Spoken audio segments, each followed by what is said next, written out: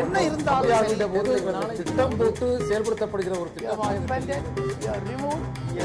சூழலை உருவாக்குவதற்காக முடிவெடுப்பது என்று வரும்போது ஆட்சி பல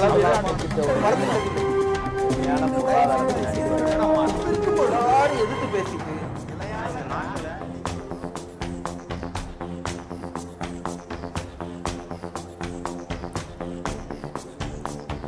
வணக்கம். சிறப்பு நேர்பட பேசு நிகழ்ச்சிக்கு உங்களை வரவேற்பதில் பெரும் மகிழ்ச்சி. இந்த நிகழ்ச்சியில் பங்கேற்பதற்காக அனைத்து இந்திய அண்ணா திராவிட முன்னேற்ற கழகத்தின் ஆவடி குமார் அவர்களும், பாரதிய ஜனதா கட்சியின் KT ராகவன் அவர்களும், காங்கிரஸ் கட்சியின் திரு கோபண்ணா அவர்களும், திராவிட முன்னேற்ற கழகத்தின் நாடாளுமன்ற உறுப்பினர் KP ராமலிங்கம் அவர்களும் நமது அரங்கத்திற்கு வந்திருக்கிறார்கள்.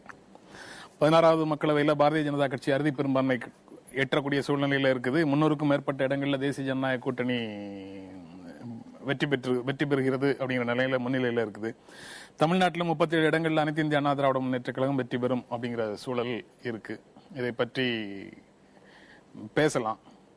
இந்த கட்சிகளுடைய பிரதிநிதிகளாக இந்த அரங்குக்கு வந்திருக்கக்கூடிய KT ராகவனுக்கும் ஆவடி குமாருக்கும் முதல்ல நேர்பட பேசு வாழ்த்துக்களை தெரிவித்துக் கொள்கிறது. KP ராமலிங்கம், தேர்தல் முடிவு மக்களுக்கு மகிழ்ச்சி என்றால் எங்களுக்கும் மகிழ்ச்சி தான் அப்படின்னு உங்கள் பொருளாளர் சொல்றாரு. எங்களுக்கும் மகிழ்ச்சி தான் அப்படிங்கிறது முடிவை ஏற்றுக்கொள்கிறோம் அப்படிங்கிற பொருளா?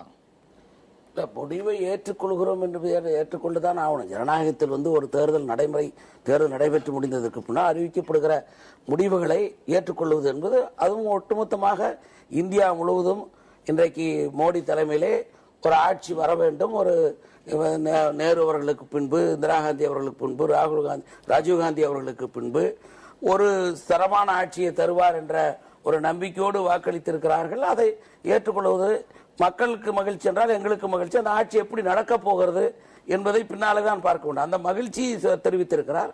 ஆனால் தமிழ்நாட்டை பொறுத்தவரை, என்னை பொறுத்தவரை அவருக்கு வேண்டுமானால் மகிழ்ச்சியாக இருந்திருக்கலாம். இந்த தேர்தலுடைய முடிவுகள் மகிழ்ச்சி அளிக்கவில்லை. இன்னும் சொல்ல போனால் தமிழ்நாட்டிலே மக்கள் அளித்த தீர்ப்பாக கூட கருதவில்லை. தமிழ்நாட்டிலே மோடியினுடைய சுனாமி இந்தியா முழுவதும் வீசுகிற போது தமிழ்நாட்டிலே மட்டும் அது பண அலைதான் அதை போய் தடுத்து இருக்கிறதே தவிர ஓட்டுக்கு 200 ரூபாய் வழங்கியதில் அது ஏற்பட்டிருக்கிற அந்த முடிவுகள். ஆக அந்த முடிவை என்னை பொறுத்தவரை அது சரியான முடிவாக ஏற்றுக்கொள்ள இயலாது. அந்த முடிவுகளை சரியாக ஏற்றுக்கொள்ற மனநிலை இன்னும் KP ராமலிங்கத்துக்கு வரல. இதே குற்றச்சாட்டை திராவிட முன்னேற்ற கழகத்திலிருந்து வரக்கூடிய நண்பர்கள் எல்லாருமே இந்த அரங்கத்துல காலையிலிருந்து சொல்லிட்டு இருக்கிறாங்க. பல விதிமீறல்களை ஏற்றுக்கொள்ளக்கூடிய நிலையில தேர்தல் ஆணையமும் மக்களும் வந்துட்டாங்க அப்படின்னு பார்க்க முடியுமா? இல்ல, அதாவது யார் ஏற்றுக்கொள்கிறார்கள், யார் ஏற்றுக்கொள்ளவில்லை என்பதை பற்றி கவலைப்படுகின்ற அளவுக்கு நம்முடைய ஜனநாயகம் பலகீனமாக இல்லை. இன்றைக்கு பண அலை வீசியதாக சொன்னவர்கள் அந்த பண அலையை நம்பி வேட்பாளர்கள் நிறுத்தினார்கள் என்பது அவர்கள் கட்சியிலே இருந்து வந்த குற்றச்சாட்டு. இன்றைக்கு திமுகவின் வேட்பாளர்கள் நியமனத்திலே கூட பணத்தை மையமாக வைத்து பணம் உள்ளவர்களை மட்டுமே வேட்பாளர்கள் நிறுத்தி அந்த பணத்தினாலே அவர்கள் நிறுத்தப்பட்டிருக்கிறார்கள். கட்சிக்கு உழைக்காதவர்களாக நிறுத்திருக்காங்க. இதனால இந்த கட்சி தோற்றுறோம் 4வது இடத்துக்கு வரும்னு சொன்னதெல்லாம் அவங்க கட்சியில தான் சொன்னாங்க. அதனால அவங்க இன்றைக்கு இந்த குற்றச்சாட்டு என்பது இன்னைக்கு ஸ்ரீபெரும்புதூர்ல எவ்வளவு கொடுத்தாங்க, மத்திய சென்னையில எவ்வளவு கொடுத்தாங்க, நீலகிரியில என்ன கொடுத்தாங்கன்றதெல்லாம் எல்லா ஊடகங்களும் செய்தி வந்திருக்கு. தஞ்சாவூர்ல என்ன நடந்ததுன்னு தெரியும், தென்காசியில் என்ன நடந்ததுன்னு தெரியும்,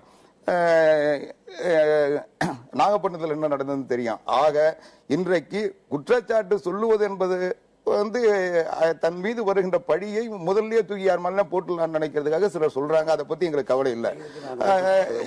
இன்றைக்கு இந்தியாவிலேயே தேர்தல் நடந்த இந்த தேர்தலில் இந்தியாவிலே அதிகமான வழக்குகள் தமிழ்நாட்டில் மட்டும்தான் 13,641 வழக்குகள் போட்டிருக்காங்க.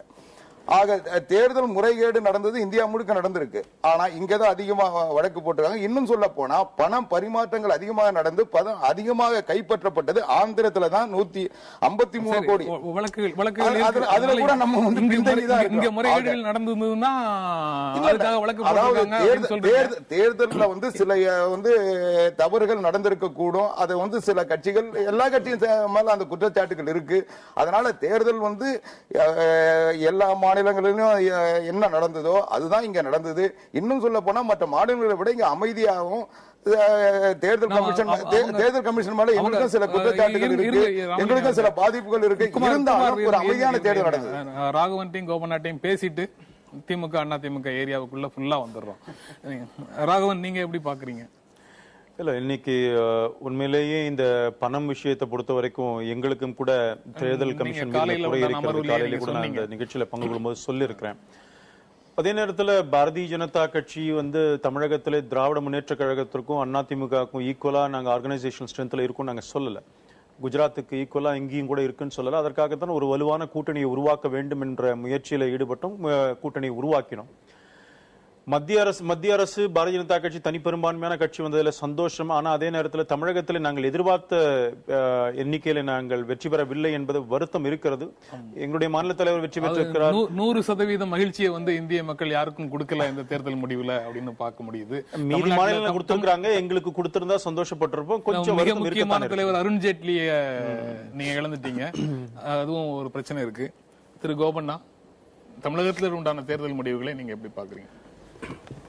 இல்ல, பொதுவா தேசிய அளவில் பாரதிய ஜனதா கட்சியினுடைய பிரதமர் வேட்பாளராக நரேந்திர மோடி முன்னிலைப்படுத்தப்பட்டதிலிருந்து நாங்கள் இதனால் ஏற்படுகிற, இந்த நாட்டுக்கு ஏற்படுகிற மிகப்பெரிய ஒரு எதிர்காலத்திலே ஒரு அச்சுறுத்தலாக, ஒரு பேரழிவாக இந்த வேட்பாளர் இருப்பார் என்கிற நம்பிக்கையிலே நாங்கள் கடுமையாக எதிர்த்தோம், கடுமையாக பிரச்சாரம் செய்தோம்.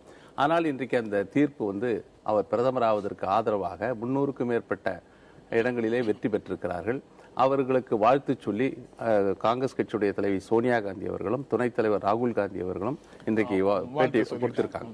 அந்த அடிப்படையில் இந்த தேர்தல் தீர்ப்பை நாங்கள் ஏற்றுக்கொள்கிறோம். அதே போல தமிழ்நாட்டை பொறுத்தவரை மதசார்பற்ற சக்திகளை ஒருங்கிணைப்பதிலே நாங்கள் 2004 எத்தகைய முயற்சிகளை மேற்கொண்டோமோ, 2009 மேற்கொண்டோமோ அதே முயற்சியை நாங்கள் மேற்கொண்டோம். ஆனால் அந்த முயற்சி பலனளிக்காத நிலையில மதசார்பற்ற சக்திகள் சிதறுகிற நிலையை தமிழ்நாட்டில் ஏற்பட்டது. ஆகையினால என்ன, 4 முனை போட்டி ஏற்பட்டு 4 முனை போட்டியில காங்கிரஸ் கட்சி தனித்து போட்டியிட வேண்டிய நிலை ஏற்பட்டது. கடைசி நேரத்தில் தான் அப்படி ஒரு முடிவெடுத்தோம். இப்ப இன்றைக்கு காங்கிரஸ் கட்சி மிகப்பெரிய பாதிப்புக்கு உள்ளாக்கப்பட்டது. தயார் நிலையில் இருந்தது. அந்த தேர்தலை நாங்கள் சந்தித்தோம். நாங்கள் வெற்றி தோல்வியை சமமாக நினைக்கிறேன். என்ன காரணம்னா, பல இதே இதுல 1991 அதிமுகவும் காங்கிரஸ் கூட்டணியில 28 இடங்களில் நாங்கள் வெற்றி பெற்றிருக்கிறோம். வெற்றியும் பெற்றிருக்கிறோம், தோல்வியும் பெற்றிருக்கிறோம். இரண்டையும் நாங்கள் சமமாக பாதிப்போம். நீங்க ராமலிங்கம் 5 தொகுதிகளில் திமுக வெல்லும் அப்படின்னு நான் சொன்னதுக்காக மன்னிப்பு கேட்டுக்கிறேன் அப்படின்னு சொல்லி முக அழகிரி இன்றைக்கு சொல்லி இருக்கிறாரு. அதாவது அவருடைய பிடிஷன் படி 5 ஜெயிக்கும் அப்படின்னு சொன்னதை கூட அவர் திரும்ப வாபஸ் வாங்கிக்கிறாரு. அவர் சொன்னதுக்காக மன்னிப்பு கேட்டுக்கிறாரு. இந்த மாதிரி இன்றைக்கே பிளேம் கேம் ஆரம்பிக்கிறது, பரஸ்பரம் குற்றச்சாட்டு ஆரம்பிக்கிற மாதிரியான ஒரு கேமை அவர் தொடங்கியதை நீங்க எப்படி பாக்குறீங்க? இல்ல, நான் பார்க்கல. நான் அவர் இப்படி சொன்னது நான் கேட்கல, பார்க்கல. நீங்க அப்படி சொல்றீங்க. அது அதனால நீங்க சொல்றதை வச்சு நான் அதுக்கு ஒரு கமெண்ட் அடிக்க இப்ப தயாரா இல்லை. ஏன்னா அவர் என்ன சொன்னாரு, எந்த வகையில யார் என்ன கேட்டாங்க, எதாவது நான் பார்க்கல. இன்னொன்னு என்னன்னா, அவர் நேர்ல உங்ககிட்ட சொன்னாதான் நீங்க ஏத்துக்குவீங்க. அப்படியும் இருக்கலாம். ஆமா, ஏன்னா அப்படி கூட இருக்கலாம். நீங்க அது இப்ப இதை பொறுத்த வரைக்கும் நான் கேட்கல. அதனால ரெண்டாவது இன்னொன்னு, இப்ப மாவோயிஸ்டுகளுடைய பிடியில் இருக்கக்கூடிய மாநிலங்கள்ல கூட தேர்தல் நேரத்தில் 2 நாளைக்கு முன்னாடி 3 நாளைக்கு முன்னாடி 144 போடல. ஆனா தமிழ்நாட்டில் ஒரு 144 போட்டது. 144 போட்டதோட மட்டுமல்ல, 21ஆம் தேதி தமிழ்நாடு முழுவதும் இருக்கக்கூடிய ஒரு கட்சியினுடைய வேட்பாளர்கள் பூரா சென்னைக்கு வர சொல்லி, அன்னைக்கு சென்னையில் அவங்களுக்கு வேறு எந்த வேலைகளும் கிடையாது. அதாவது தேர்தல் பிரச்சாரம் முடிவதற்கு ஒரு நாளைக்கு முன்பு அவங்க எல்லாம் சென்னைக்கு வர சொல்லி பிளாட்பாரத்தில் நிறுத்தி வணக்கம் போட சொல்லி, அப்புறம் திருப்பி அந்த போட்டோ எடுத்துக்கிட்டு வெளியே அனுப்பிவிட்டு, அன்னைக்கு என்ன நடந்ததுன்னா, அந்த வேட்பாளர்கள் பூரா அங்க கொண்டு ஒரு அழைப்பை கிரியேட் பண்ணி அன்னைக்கு தான் தமிழ்நாடு முழுவதும் பணம் கொடுத்தாங்க. இது நிதர்சனமா நடைபெற்ற ஒரு நிகழ்ச்சி. இதுதான் நான் அதை தான் முதல் குற்றச்சாட்டா அதை வச்சேன். இது தேர்தல் களத்துல பல விதிமீறல்கள் கிட்டத்தட்ட தேர்தல் ஆணையமும் கண்டுகொள்ளாம அல்லது மக்களும் ஏற்றுக்கொள்ள ஒரு சூழல்ல நடந்துட்டு இருக்கு. வேட்பாளர்கள் கொடுக்கக்கூடிய செலவு கணக்கு இருக்குல்ல, அதை யாரும் நம்புறது இல்ல. ஆனாலும் கிட்டத்தட்ட அது ஏற்றுக்கொள்ளப்பட்ட நிலையில இருக்கு. அதற்காக விதிமீறல்களை நியாயப்படுத்தி நான் கேட்கல. ஆனா இந்த மாதிரி பணம் கொடுக்கிற விஷயத்துல சார்ஜ் அதை யார் தொடங்கி வச்சாங்கன்னு திரும்ப கேட்பாரு. நீங்க தேர்தலுக்கு இது எதுக்காக இந்த தடவை இவ்வளவு கான்சென்ட்ரேஷன் இது ஒரு இன்வெஸ்ட்மெண்ட் மாதிரி, இது வந்து ஒரு தொழிலா அந்த தேர்தலை நடத்துற ஒரு சூழ்நிலை பார்த்து இவ்வளவு சீட்டுகள் வந்தா டெல்லி ஆட்சியை மிரட்டலாம், அதை வச்சு அது ஆரம்பத்தில் இருந்தே அந்த பாணியில போனது. நீங்க ஏற்கனவே சொன்னதுக்கு அவர்கிட்ட பதில் வாங்கிக்கிறேன். நீங்க 21ஆம் தேதி எல்லா வேட்பாளர்களையும் இங்க சென்னைக்கு வரவழைத்ததே வந்து எல்லாருடைய கவனத்தையும் இந்த பக்கம் திருப்பிட்டு வேறு ஏதோ செய்வதற்காக அப்படின்னு சொல்றது எவ்வளவு தூரம் செய்யறதுக்காக? அதாவது கையாலாகாதவர்கள் எதையாவது ஒரு கதை திரிப்பது 21 எதுக்காக வரவழைக்கப்பட்டார்கள் அதை வந்து உங்ககிட்ட சொல்ல வேண்டிய அவசியம் இல்லை. அவர் கேட்டால்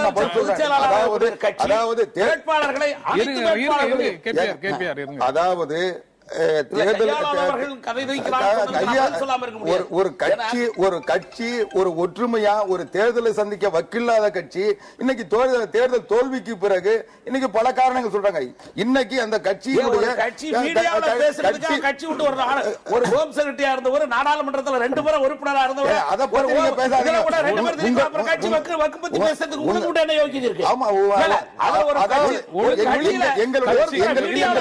எங்களுடைய கட்சியினுடைய நடவடிக்கை பற்றி விமர்சிக்கின்ற அளவுக்கு யோகியமான கட்சி நீங்க இல்ல. அதுவும் குறிப்பா உங்களுக்கு அந்த தகுதி இல்ல. உங்களுடைய தகுதி அடுத்தவருக்கு அடியாளாக இருந்து அந்த கட்சியில பிளவு உண்டாக்கி அந்த கட்சியில இருக்கின்ற ஒரு குழப்பம் ஏற்படுத்தி அந்த கட்சியினுடைய தலைமைக்கு நீங்க மாசு கற்பிப்பது உங்க தொழில். அரசியல் எதையாவது சொல்லி ஒரு கட்சியில பதவி பெறுகின்ற நோக்கத்தோட பணியாற்றுகிறார். அவர் பேசுறதா நான் இன்னொரு பதில் சொல்றேன்.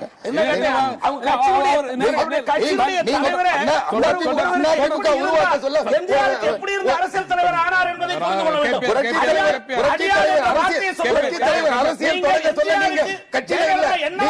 ஒரு மாணவராக இருந்தீங்க, அதுக்கு பிறகு நீங்க ஒரு சாதாரண தனிப்பட்ட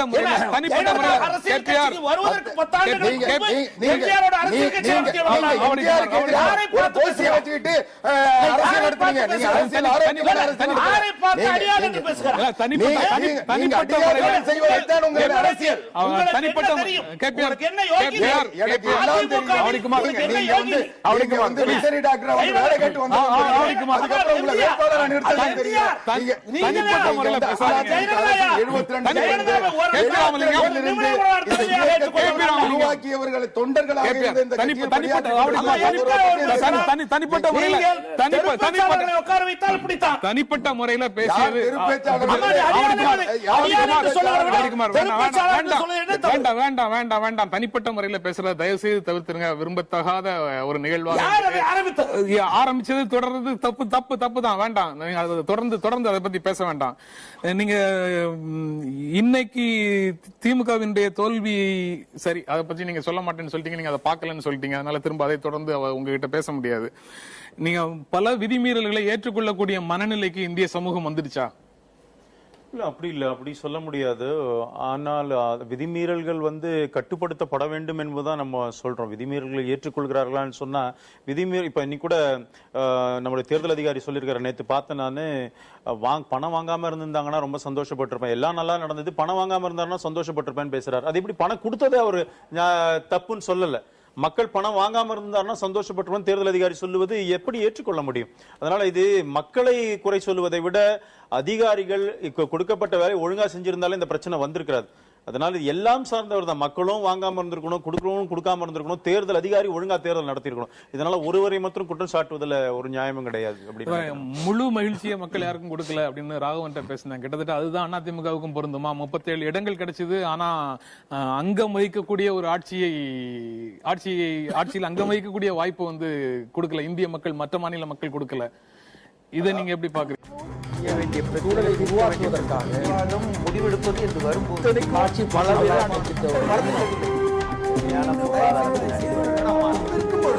எதிர்த்து பேசிட்டு